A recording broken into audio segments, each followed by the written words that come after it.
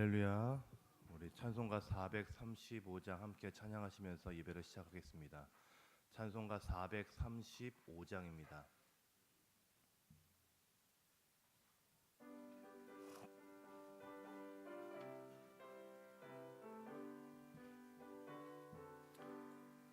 나의 영원하신 기업 생명보다 귀하다. 나의 갈 길 다가도록 나와 동행하소서. 주께로 가까이 주께로 가오니 나의 갈 길 다가도록 나와 동행하소서.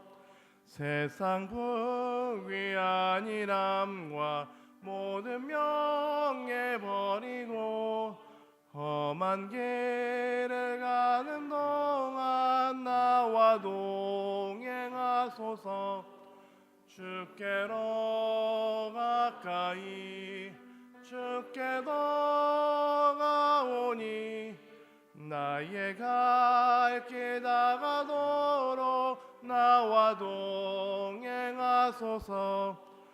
어두운 골짝 지나가며 험한 바다 건너서 천국 문에 이르도록 나와 동행하소서.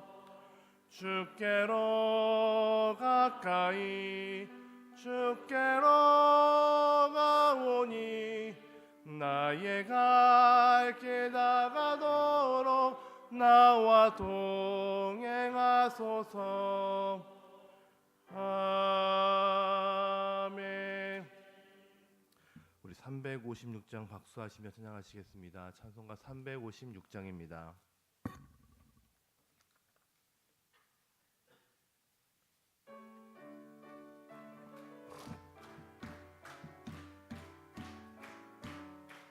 주 예수 이름 소리 높여 찬송하리니 그 거룩하고 크신 영광 널리 퍼지네. 나의 영혼 싸울 때 나의 영혼 싸울 때 주 나의 대장 되시사 나를 인도하소서. 큰 죄에 빠져 종된 백성 놓아주시고 그 영광 나라 백성 되게 하여 주소서. 나의 영혼 싸울 때 나의 영혼 싸울 때 주 나의 대장 되시사 나를 인도하소서. 내 영의 원수 이길 힘을 누가 주시랴. 그 악한 마귀 정복하니 구주 예수라. 나의 영혼 싸울 때 나의 영혼 싸울 때 주 나의 대장 되시사 나를 인도하소서. 내 사망 고통 면케 하사 새 사람 되고 새 힘을 주사 승리 생활하게 하소서. 나의 영혼 싸울 때 나의 영혼 싸울 때 주 나의 대장 되시사 나를 인도하소서. 아멘. 아멘. 함께 사무엘상 30장 말씀 같이 교독하시겠습니다. 사무엘상 30장 1절로 31절까지입니다. 구약성경 459페이지쯤에 있습니다. 사무엘상 30장 1절로 31절 같이 교독하시고 마지막에 다 함께 읽겠습니다. 다윗과 그의 사람들이 사흘 만에 시글락에 이른 때에 아말렉 사람들이 이미 네겝과 시글락을 침노하였는데 그들이 시글락을 쳐서 불사르고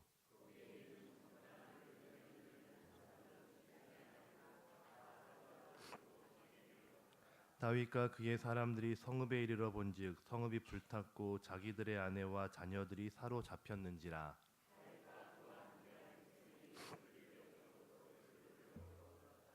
다윗의 두 아내 이르스랄 여인 아히노암과 갈멜 사람 나발의 아내였던 아비가일도 사로잡혔더라.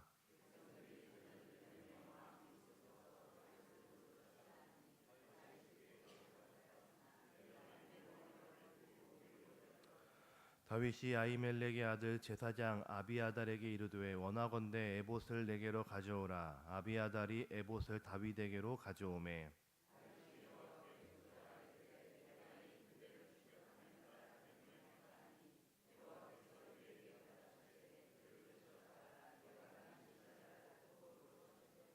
이에 다윗과 또 그와 함께 한 600명이 가서 부솔 시내에 이르러 뒤떨어진 자를 거기 머물게 했으되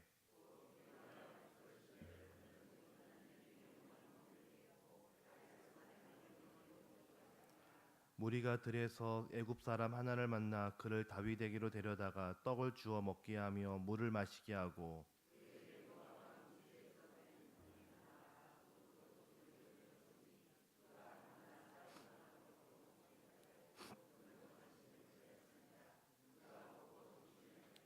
다윗이 그에게 이르되 너는 누구에게 속하였으며 어디에서 왔느냐 하니 그가 이르되 나는 애굽 소년이요 아말렉 사람의 종이더라.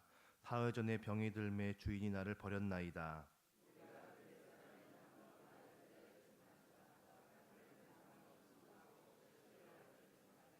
다윗이 그에게 이르되 네가 나를 그 군대로 인도하겠느냐 하니 그가 이르되 당신이 나를 죽이지도 아니하고 내 주인의 수중에 넘기지도 아니하겠다고 하나님의 이름으로 내게 맹세하소서. 그리하면 내가 당신을 그 군대로 인도하리이다 하니라.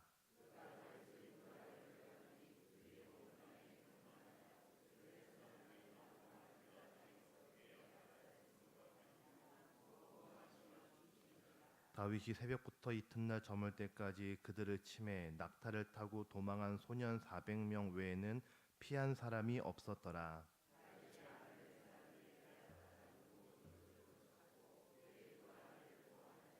그들이 약탈하였던 것 곧 무리의 자녀들이나 빼앗겼던 것은 크고 작은 것을 막론하고 아무것도 잃은 것이 없어 모두 다윗이 도로 찾아왔고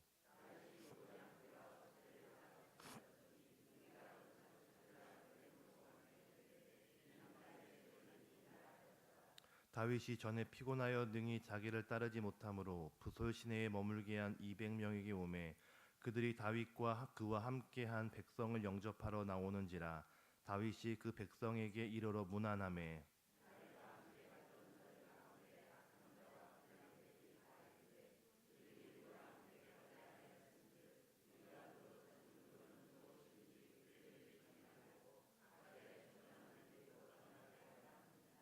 다윗이 이르되 나의 형제들아 여호와께서 우리를 보호하시고 우리를 치러 온 그 군대를 우리 손에 넘기셨은즉 그가 우리에게 주신 것을 너희가 이같이 못하리라.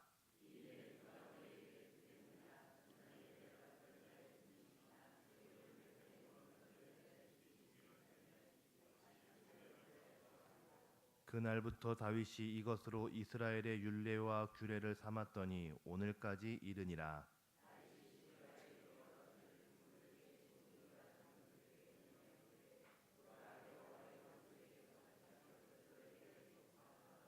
베델에 있는 자와 남방 라못에 있는 자와 얏딜에 있는 자와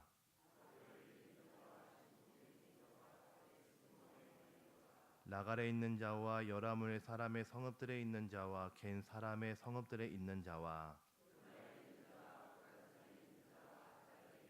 같이 있습니다. 헤브론에 있는 자에게와 다윗과 그의 사람들이 왕래하던 모든 곳에 보내었더라. 아멘.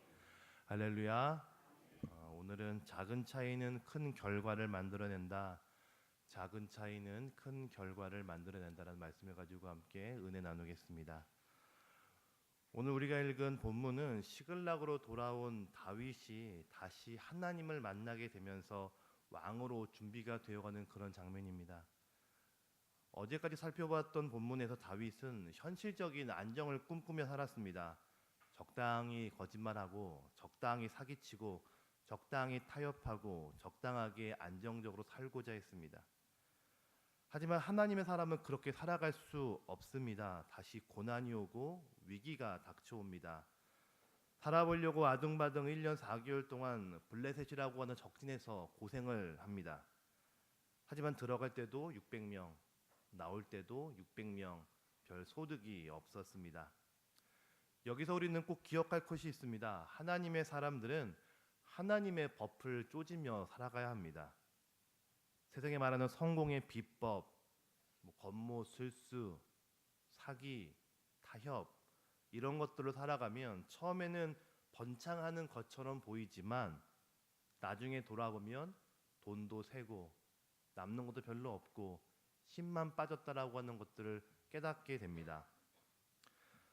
30장에서 다윗은 블레셋과 함께 전쟁에 참여할 수 없게 되면서 다시 살았던 시글락으로 돌아오게 되지요.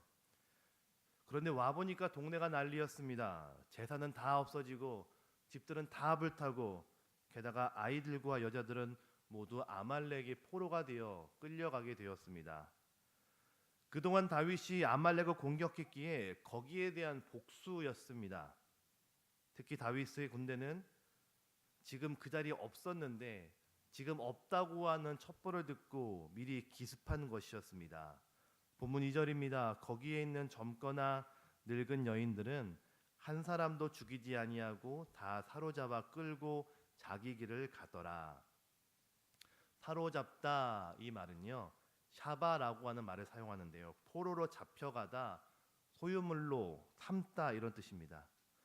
아말렉이 다윗의 사람들, 다윗의 가족들을 자기의 소유물로 삼았습니다. 이제 포로들의 주인은 다윗이 아니라 하나님이 아니라 아말렉이 되었습니다. 이 말씀을 묵상하면서 물질에 또 음란의 문화 속에 끌려 들어간 지금 이 사회의 사람들이 생각이 났습니다. 물질의 포로가 되었습니다. 또 음란의 우리 문화 속에 살아갑니다. 바로 사로잡힌 사람들입니다. 진리에 대해 별 관심이 없습니다. 대신 놀고 먹고 누리고 즐기는 곳에 사람들이 넘쳐납니다. 그래서 어떤 사람들은 교회도 재미가 있어야 된다라고 말을 한 사람들이 있습니다. 하지만 재미에는 분명히 한계가 있습니다. 세상의 포로가 된 우리를 향해 에베소서 4장 8절은 이렇게 얘기합니다. 그가 위로 올라가실 때에 사로잡혔던 자들을 사로잡으시고 사람들에게 선물을 주셨다 하였도다. 예수의 죽으심과 십자가, 예수의 부활, 곧 진리가 세상에 사로잡혔던 사람들을 다시 사로잡는다라고 에베소서는 얘기하고 있습니다. 고든 진리, 복음의 정수, 이것만이 사로잡혔던 사람들을 돌아오게 되는 유일한 길인 줄로 믿습니다. 아말렉에게 포로된 가족들을 구하기 위해서 다윗과 600명의 군사들은 그들을 뒤쫓아갑니다. 그 과정 속에서 다윗은 잃어버렸던 하나님을 되찾고 이제 왕으로서 점차 준비가 되어갑니다. 오늘 말씀을 통해서 28장에 나왔던 사울의 모습과 약간 비교하며 살펴보았으면 좋겠습니다. 같은 왕이었지만 하나님은 사울에게는 응답하지 않으십니다. 사울도 하나님을 찾습니다. 사울도 하나님의 음성을 그리워합니다. 하지만 하나님은 그에게 말씀하지 않습니다. 그러나 오늘 본문에서 하나님은 다윗에게 말씀하시고 그에게 응답하십니다. 어떤 차이가 있었을까요? 같이 말씀을 나누고 말씀 속에서 함께 기도의 은혜를 삼고자 합니다. 첫 번째입니다. 다윗은 여호와 하나님의 이름의 권세를 믿었습니다. 다윗은 여호와 하나님 이름의 권세를 믿었다. 다윗에게 1년 4개월의 시간은 사실 없는 시간이었습니다. 정직하지도 않았고요. 올바르지도 않았습니다. 게다가 하나님도 잃어버렸습니다. 27장부터 30장 5절까지 보면요. 다윗에 해당한 부분에 하나님이라고 하는 단어는 나오지 않습니다. 물론 아기스 왕의 입에서 다윗을 말할 때 야 내가 너를 보니까 하나님 살아있는 것 같아 라고 하는 그 말씀을 제외한다면 다윗을 일컬었을 때 하나님이라고 하는 말은 절대 나오지 않습니다. 그런데 어려움을 겪고 난 뒤 다윗이 오늘 본문에서 하나님을 찾습니다. 그리고 하나님은 그 다윗의 음성에 응답하십니다. 본문 7절입니다. 다윗이 여호와께 묻자와 이르되 내가 이 군대를 추격하면 따라잡겠나이까 하니 여호와께서 그에게 대답하시되 그를 쫓아가라. 내가 반드시 따라잡고 도로 찾으리라. 다윗이 묻습니다. 주님, 군대를 뒤쫓아가면 잡을 수 있겠습니까? 라고 묻자 잡을 수 있다. 지금 쫓으라 라고 말씀을 하십니다. 하나님이 다윗에게 말씀하십니다. 그런데 왜 사울에게는 말씀하지 않으실까요? 28장 6절입니다. 사울이 여호와께 묻자오되 여호와께서 꿈으로도 우림으로도 선지자로도 그에게 대답하지 아니하심으로. 똑같은 왕인데 똑같은 위기인데 왜 사울에게는 주님이 말씀하지 않으실까요? 바로 6절 후반절에 그 차이가 있습니다. 우리 본문 6절입니다. 본문 6절 이렇게 얘기하고 있습니다. 다윗이 크게 다급하였으나 그의 하나님 여호와를 힘입고 용기를 얻었더라 라고 본문은 얘기합니다. 다윗이 하나님 여호와를 힘입는다 라고 말합니다. 이 말씀을 원어 성경을 보니까 단순히 예호와라고 하는 말만 사용됩니다.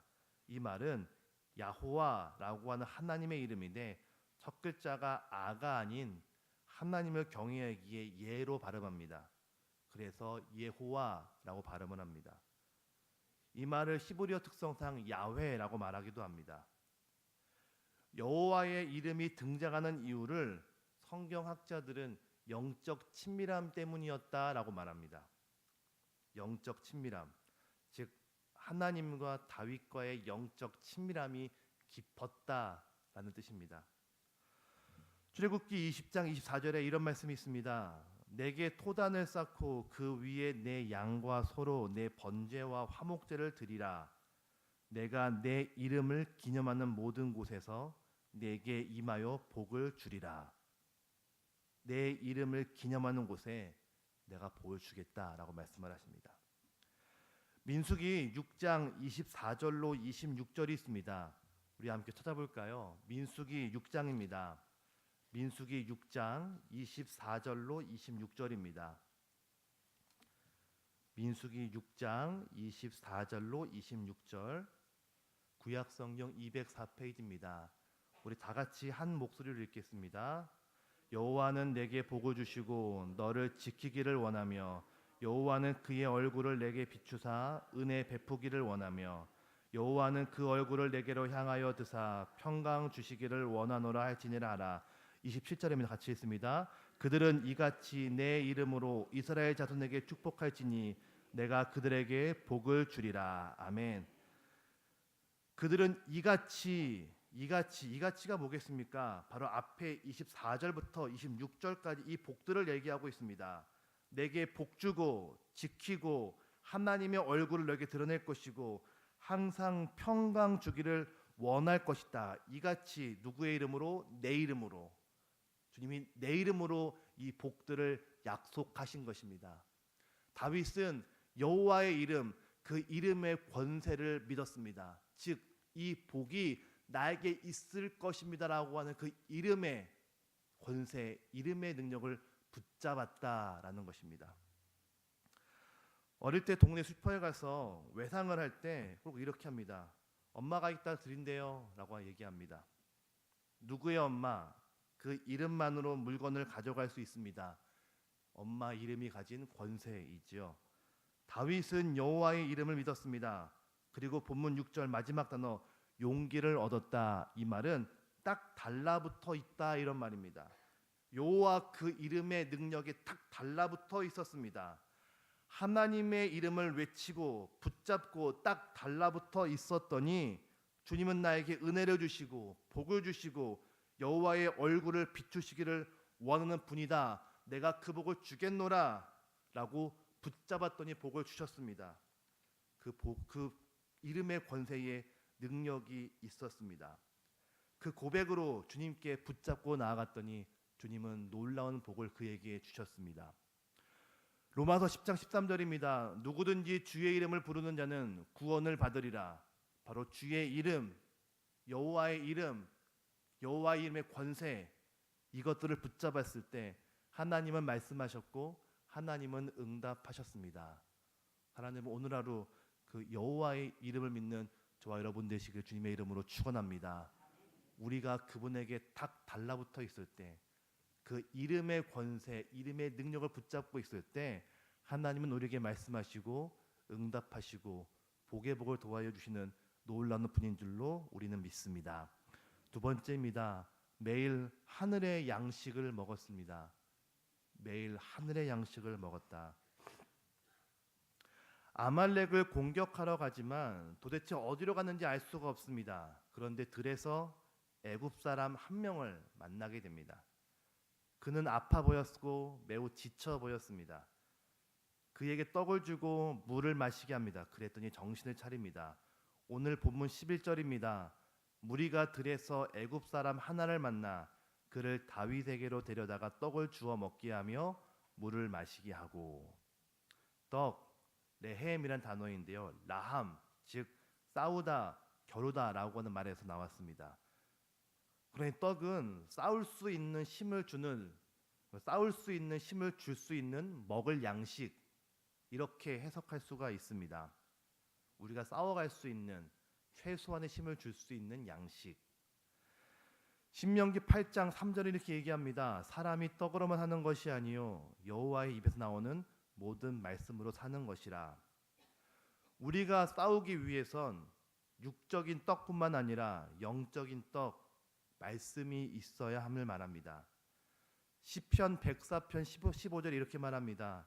사람의 마음을 기쁘게 하는 포도주와 사람의 얼굴을 윤탁하게 하는 기름과 사람의 마음을 힘있게 하는 양식을 주셨도다.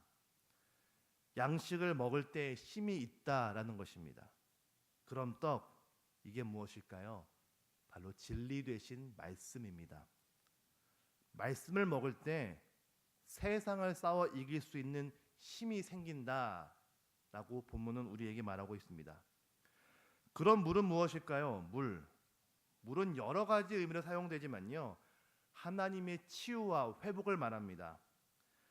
이사야 41장 18절은 이렇게 얘기합니다. 내가 헐벗은 산에 강을 내며 골짜기 가운데 샘이 나게 하며 광야가 모치 되게 하며 마른 땅이 샘 근원이 되게 할 것이며. 물이 마른 땅을 바꾸어 놓는 근원이 된다라고 성경은 얘기합니다. 말라버릴 우리의 마음, 깊은 상처 어떻게 바뀔까요? 바로 하나님 아버지의 끝없는 사랑으로 바뀌게 됩니다. 계시록 22장 1절은 말합니다. 그가 수정같이 맑은 생명수의 강을 내게 보이니 하나님과 및 어린 양 보좌로부터 나와서. 어린 양을 주신 그 아버지 하나님의 사랑으로부터 나오는 그 끝없는 물이 우리를 회복시키고 다르게 만들 수 있다라고 계시록은 말하고 있습니다. 참 재밌는 건요, 본문을 보니까 떡과 물을 먹은 애굽 사람이 점점 더 회복됩니다. 12절 후반절을 보니까 이렇게 말합니다. 그가 먹고 정신을 차리매. 정신을 차렸다, 다르게 얘기하면 다시 생명력을 갖게 되었다, 이렇게 말할 수 있습니다. 그래서 어떻게 바뀌었을까요? 15절입니다. 내가 당신을 그 군대로 인도하겠나이다. 떡과 물을 마신 사람이 자기의 주인을 이제 바꿔버립니다. 내가 전에는 아말렉의 주인이었는데 떡을 먹었더니 물을 마셨더니 이제 다윗을 내 주인 삼아 내가 당신을 이끌겠습니다 라고 삶의 주인을 바꿔버리는 것이죠. 진리의 말씀과 하나님 사랑을 매일 경험하기 시작하면 자기 인생의 주인을 바꾸는 놀라운 열매가 맺어집니다.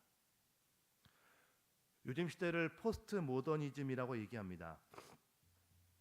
이 시대의 가장 중요한 키워드는 바로 해체입니다. 그동안 가지고 있던 모습과 기준을 다 해체시킵니다.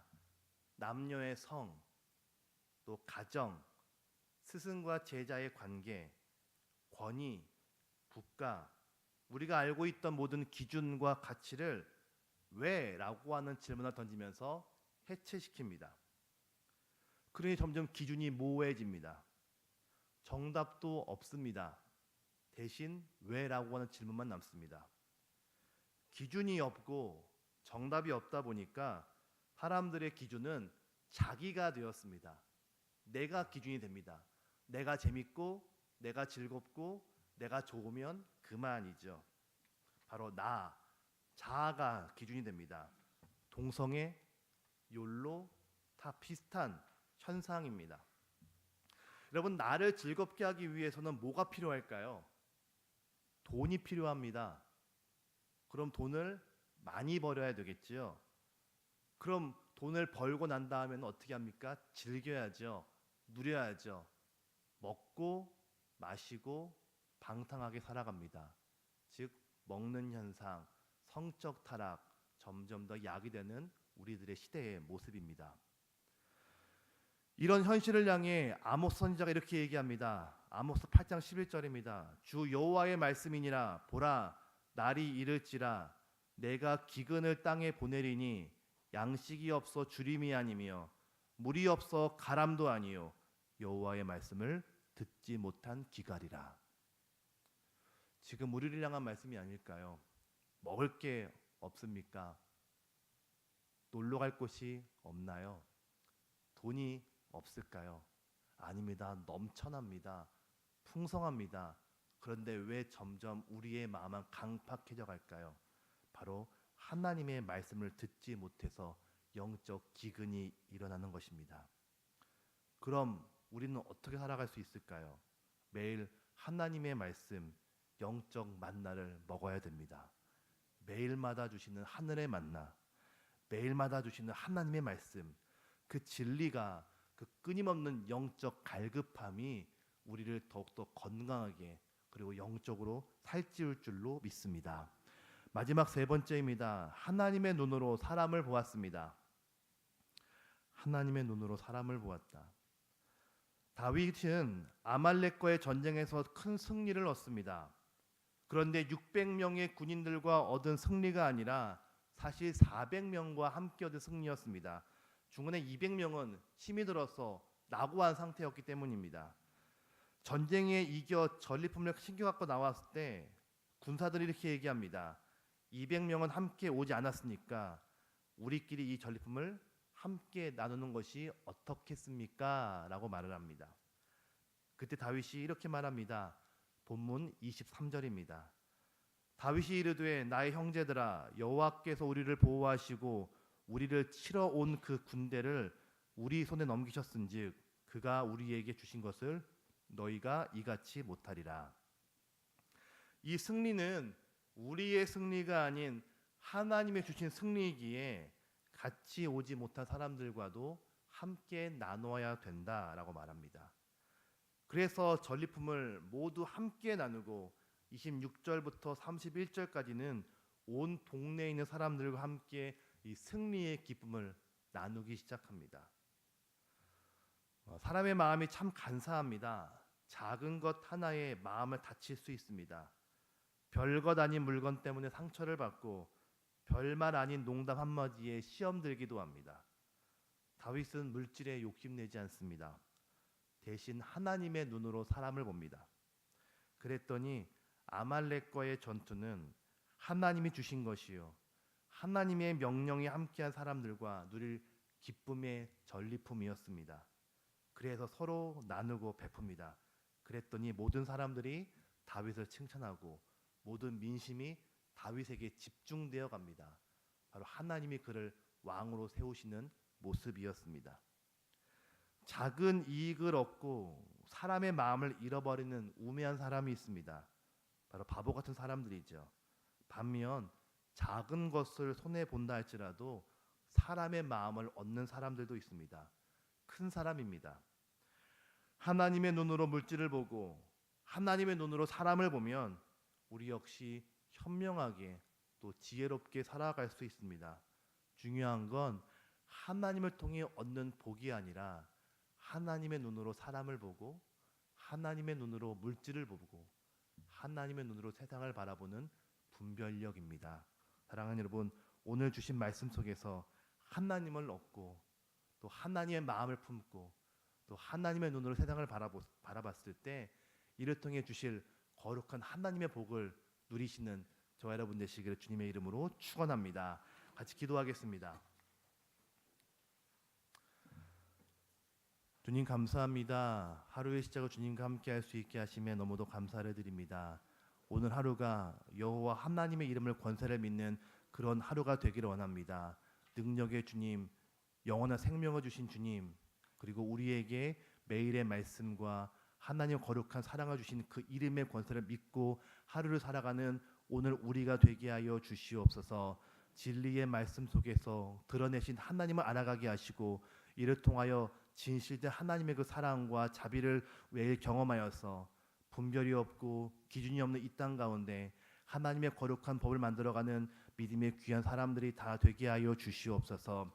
하나님의 눈으로 세상을 보게 하시고 하나님의 눈으로 물질을 보게 하심에 감사를 드립니다.